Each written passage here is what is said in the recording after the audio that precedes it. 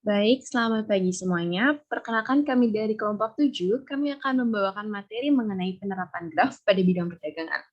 Namun sebelum itu, izinkan kami, maaf saya untuk memperkenalkan anggota kelompok saya.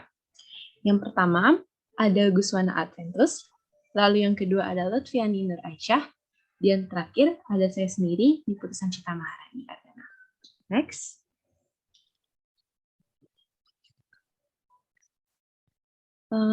Lalu untuk bahasan pokok yang akan dibawakan pada hari ini, yang pertama ada pengertian graf, kedua ada terminologi graf, yang ketiga ada jenis graf, keempat ada lintasan sirkuit dan teorema Euler, yang kelima ada lintasan, sirkuit, dan teorema Hamilton, dan yang terakhir adalah penerapan graf pada bidang perdagangan. Next, untuk pertama pengertian graf. Next. Untuk pengertian graf ini sendiri, dikutip dari buku Renaldi Munir, graf adalah suatu diagram yang memuat sebuah informasi tertentu dengan tujuan untuk mempresentasikan objek-objek diskret dan hubungan antara objek tersebut. Salah satu kasus yang terkenal untuk penyelesaiannya menggunakan graf adalah kasus jembatan Koniberg, di mana untuk menyelesaikan permasalahan ini dibuat graf dengan mempresentasikan simpulnya yang menyatakan daratan dan sisi yang menyatakan jembatan. Next. Yang kedua, ada terminologi graf. Untuk terminologi graf sendiri, itu ada ketetanggaan, yang dimana ketetanggaan adalah dua simpul dikatakan bertetangga bila keduanya terhubung langsung. Lalu ada bersisian, yang dimana sembarang sisi E dapat dikatakan bahwa E bersisian dengan simpul VJ dan simpul VK. Lalu untuk simpul terpencil atau isolated vertex adalah simpul yang tidak mempunyai sisi yang bersisian dengannya. Selanjutnya, lalu ada derajat atau degree, yang dimana derajat adalah suatu simpul yang menyatakan jumlah sisi yang bersisian dengan simpul tersebut yang dinotasikan dengan dv. Lalu ada lintasan atau path, yang dimana lintasan ada lintasan yang panjangnya n dari simpul awal V0 ke Vn di dalam suatu graf G, yang dimana barisannya berselang-seling, simpul menyimpul, dan sisi-sisinya sedemikian hingga adalah sisi graf G. Lalu ada sirkuit, yaitu lintasan yang berawal dan berakhir di simpul yang sama. Dan untuk yang terakhir, di terminologi ini, ada terhubung atau connected, yang dimana dua buah simpul V1 dan simpul V2 dikatakan terhubung jika terdapat lintasan dari V1 ke V2. Lalu di terhubung ini sendiri, itu ada dua jenisnya, yaitu terhubung kuat dan terhubung lemah. Jadi mana terhubung kuat adalah jika terdapat lintasan yang berarah dari U ke V dan juga lintasan berarah dari V ke U, yang dimana bisa kita sebut timbal balik seperti itu. Lalu yang terhubung lemah sendiri, yaitu jika U dan V tidak berhubungan kuat atau bisa dikatakan timbal balik, tetapi berhubungan jika arahnya dihilangkan atau grafnya tidak berarah. Lalu next, ada jenis-jenis graf. Yang pertama, jenis graf berdasarkan ada tidaknya sisi ganda. Yang pertama ada graf sederhana. Graf sederhana ini adalah graf yang tidak memiliki sisi ganda pada dua simpul yang saling bertetanggaan. Dan untuk bagian yang kedua yaitu graf tidak sederhana yang dibagi menjadi dua, yaitu graf ganda dan graf semu. Graf ganda adalah graf yang memiliki sisi ganda pada dua simpul yang saling bertetanggaan. Dan untuk graf semu adalah graf yang memiliki gelang atau loop pada simpulnya. Untuk selanjutnya akan dibawakan oleh teman saya, Guswana. Baik, terima kasih Sancita. Dan sekarang saya akan menjelaskan jenis graf yang kedua, yaitu jenis graf berdasarkan ada tidaknya arah. Jadi, berdasarkan ada tidaknya arah ini, graf akan dibagi menjadi dua jenis. Yang pertama, graf tidak berarah. Graf tidak berarah adalah graf yang tidak memiliki arah pada sisi-sisinya, seperti yang terdapat pada gambar berikut. Lalu, ada graf berarah. Graf berarah adalah graf yang memiliki arah pada sisi-sisinya, sehingga terdapat derajat masuk dan derajat keluar, seperti gambar berikut. Selanjutnya, jenis graf berdasarkan jumlah derajatnya. Yang pertama, ada graf lengkap. Graf lengkap adalah graf yang memiliki jumlah derajat yang penuh pada setiap simpulnya. Seperti gambar berikut, bisa kita lihat terdapat 6 simpul, dan satu simpulnya akan dihubungkan ke 5 simpul yang lainnya. maka graf tersebut disebut graf lengkap. Untuk yang kedua, ada graf lingkaran. Graf yang memiliki jumlah derajat 2 pada setiap simpulnya, seperti gambar berikut. Lalu, ada graf teratur. Graf teratur adalah graf yang memiliki jumlah derajat yang sama pada setiap simpulnya, seperti gambar berikut, yaitu jumlah simpulnya 3, di mana graf teratur ini tidak termasuk dalam graf lengkap atau graf lingkaran. Selanjutnya,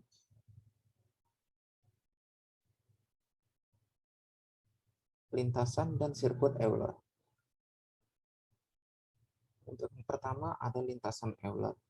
Lintasan Euler adalah lintasan yang melalui masing-masing sisi di dalam graf tepat satu kali. Graf yang mempunyai lintasan Euler disebut sebagai graf semi Euler. Untuk yang kedua, ada sirkuit Euler. Sirkuit Euler sendiri adalah sirkuit yang melewati masing-masing sisi tepat satu kali.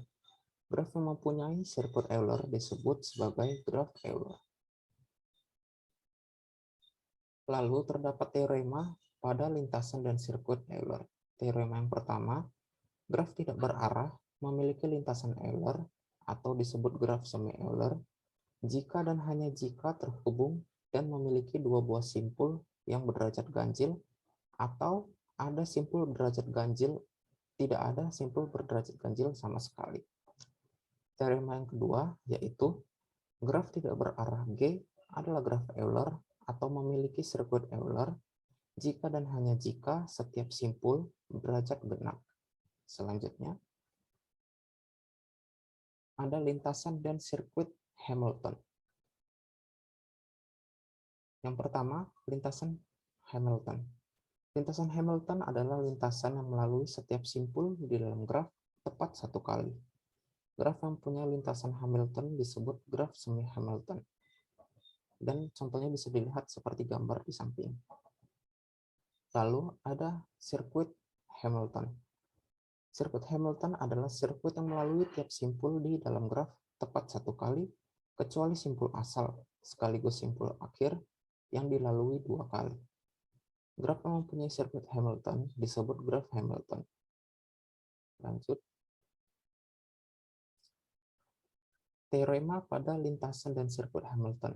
Terdapat beberapa teorema, yaitu teorema yang pertama, syarat cukup supaya graf sederhana G dengan n buah simpul, di mana n lebih besar sama dengan 3 adalah graf Hamilton, ialah bila derajat tiap simpul paling sedikit n/2, yaitu derajat masing-masing simpul kurang lebih sama dengan n/2 untuk setiap simpulnya, simpul V di G.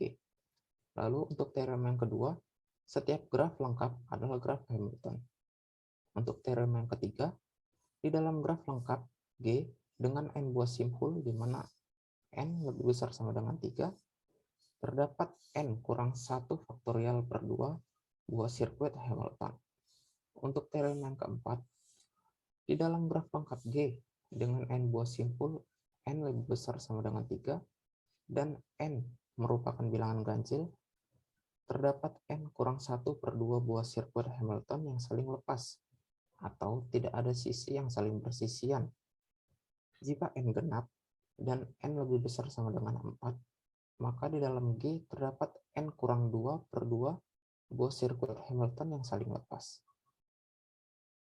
Lalu selanjutnya, untuk permasalahan graf di bidang perdagangan akan dilanjutkan oleh teman saya Lutfiani. Baik, terima kasih Gus Wana. Saya akan melanjutkan pembahasan mengenai permasalahan graf di bidang perdagangan. Di sini sudah ada salah satu permasalahan graf di bidang perdagangan. Di kota Stis terdapat 4 daerah, yaitu daerah A, B, C, dan D yang saling terhubung. Jarak A ke B sejauh 2 km, jarak B ke C sejauh 9 km, jarak C ke D sejauh 10 km, jarak A ke C sejauh 5 km, jarak A ke D sejauh 4,5 km, dan jarak B ke D sejauh 7,5 km. Pak Joko merupakan penjual seblak keliling yang setiap harinya berangkat dari tokonya dan menjualkan dagangannya ke setiap daerah di kota Stis tepat 1 kali, lalu kemudian kembali lagi ke tokonya. Jika letak toko Pak Joko berada di daerah A, maka jalur mana saja yang dapat ditempuh Pak Joko di kota Stis dan tentukan rute perdagangan yang efektif bagi Pak Joko. Dalam permasalahan ini, berarti kita akan menentukan rute apa saja yang dapat dilalui Pak Joko dan menentukan rute perdagangan yang efektif. Berarti rute perdagangan yang terpendek untuk Pak Joko bisa menjajakan dagangannya. Dari denah sebelumnya, kita dapat membuatnya menjadi graf, seperti pada graf ini. Lalu daerah A, B, C, D dapat kita simpulkan sebagai simpul. Jadi ada simpul A, B, C, dan D dengan bobot masing-masing simpul yaitu sebagai berikut. Bobot AB sebesar 2, BC 9, CD 10, AC 5, AD 4,5, dan BD 7,5. Dapat kita perhatikan dalam graf ini merupakan graf lengkap karena graf ini memiliki jumlah derajat yang penuh pada setiap simpulnya. Nah, menurut teorema 3, karena graf di samping ini merupakan graf lengkap, maka graf ini memiliki 4-1 faktorial per 2, sama dengan 3. Jadi, graf ini mempunyai 3 sirkuit Hamilton. 3 sirkuit Hamilton yang ada yaitu sebagai berikut. Yang pertama, yaitu dari A ke B, ke D, ke C, lalu kembali ke A, atau sebaliknya, dari A ke C, ke D, ke B, lalu kembali ke A.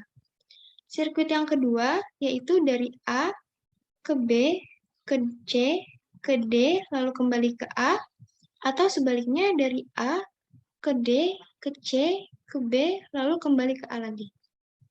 Lalu, sirkuit yang ketiga, yaitu dari A ke C, ke B, ke D, lalu kembali ke A, atau sebaliknya dari A ke D, ke B, ke C, lalu kembali ke A lagi.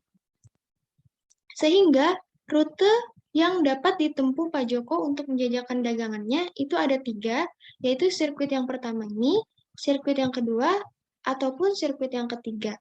Namun bisa dibalik urutannya. Untuk menentukan rute yang terpendek yang dapat ditempuh Pak Joko, kita dapat menghitung bobot dari ketiga sirkuit yang telah kita dapatkan sebelumnya. Untuk sirkuit pertama, bobot yang diperoleh yaitu 2 ditambah 7,5 ditambah 10 ditambah 5. Hasilnya 24,5. Bobot untuk sirkuit kedua yaitu 2 ditambah 9 ditambah 10 ditambah 4,5. Hasilnya 25,5. Untuk sirkuit yang ketiga, bobot yang diperoleh yaitu 5 ditambah 9 ditambah 7,5 ditambah 4,5. Hasilnya 26.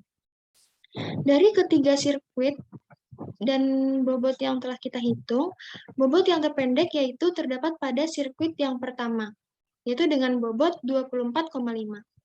Maka rute perdagangan yang efektif bagi Pak Joko adalah rute dengan sirkuit pertama, karena hanya menempuh jarak sejauh 24,5 km dalam sekali perjalanan.